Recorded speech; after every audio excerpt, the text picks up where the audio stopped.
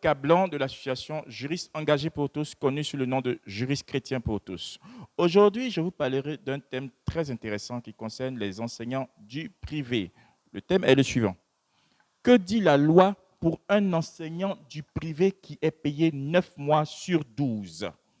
Que dit la loi pour un enseignant du privé qui est payé 9 mois sur 12? D'abord, les enseignants du privé, il s'agit de quoi?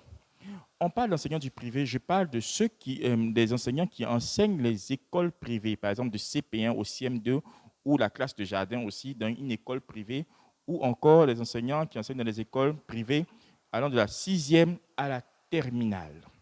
C'est à eux que je m'adresse. Ce sont des enseignants du privé, des enseignants qui enseignent dans une école privée qui appartient à un individu, une personne physique. Alors, que dit la loi sur ces enseignants du privé? Dans quel cas un enseignant du privé est payé 9 mois sur 12? Dans quel cas un enseignant du privé est payé 9 mois sur 12? Quand un enseignant vient dans une école privée, très souvent, ce qui se passe, on lui donne un contrat à durée déterminée de 9 mois. 9 mois. Et quand on lui donne un contrat à durée déterminée de 9 mois, il travaille et il perçoit son salaire sur 9 mois. C'est dans ce sens qu'on peut payer l'enseignant du privé 9 mois sur 12. Il ne va pas bénéficier du 10e, 11e, 12e mois, puisque son contrat est un contrat à durée déterminée de 9 mois. Alors, il repart à la maison. L'année prochaine, encore l'année scolaire qui vient, on lui redonne encore lui de venir et puis on lui redonne un contrat à durée déterminée de 9 mois. Ça fait déjà 18 mois. Ensuite, la 3e année encore, on lui donne un contrat à durée déterminée de 9 mois. On va à 27 mois. C'est à ce moment précis qu'il y a problème. Parce que la loi ici qui régit notre code du travail dit que le contrat à durée déterminée peut être renouvelé autant de fois sans dépasser les 24 mois. Mais lorsque vous donnez un contrat à durée déterminée de 9 mois, et vous donnez encore un 3e contrat à durée déterminée de 9 mois, on va maintenant à 27 mois. Là, l'employé n'est plus dans un contrat à durée déterminée, mais il est dans un contrat à durée indéterminé et à ce moment précis, il doit recevoir son salaire 12 mois sur 12 et non 9 mois sur 12 parce qu'il est dans un contrat à durée indéterminée et ce contrat à durée déterminée de 9 mois n'est plus valable parce qu'on a dépassé les 24 mois.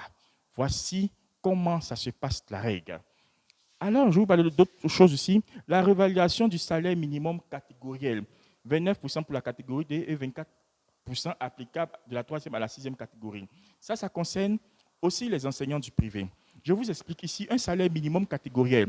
Il y a plusieurs catégories au niveau des enseignants du privé, je précise bien. Et il y a la première catégorie, 2e catégorie, 3e catégorie, 4e catégorie, 5e et autres.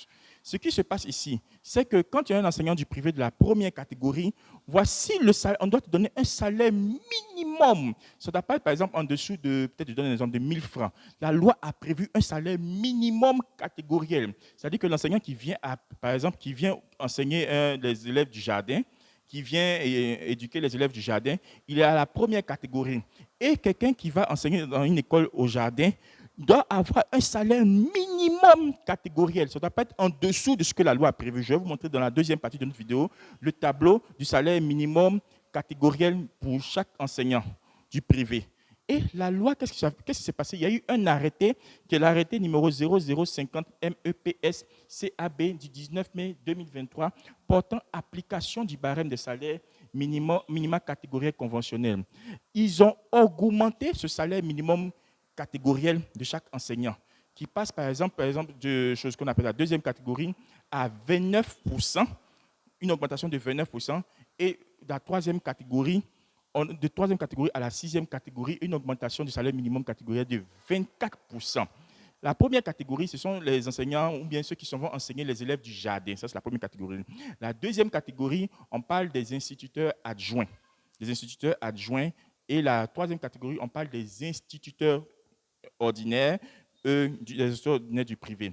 Ensuite, il y a la 4e et la 5e catégorie, dont je vous montrerai dans la 2e partie le tableau, leur salaire minimum catégoriel qu'on doit les donner. Merci, c'est Alistair Cablan de l'association que vous connaissez.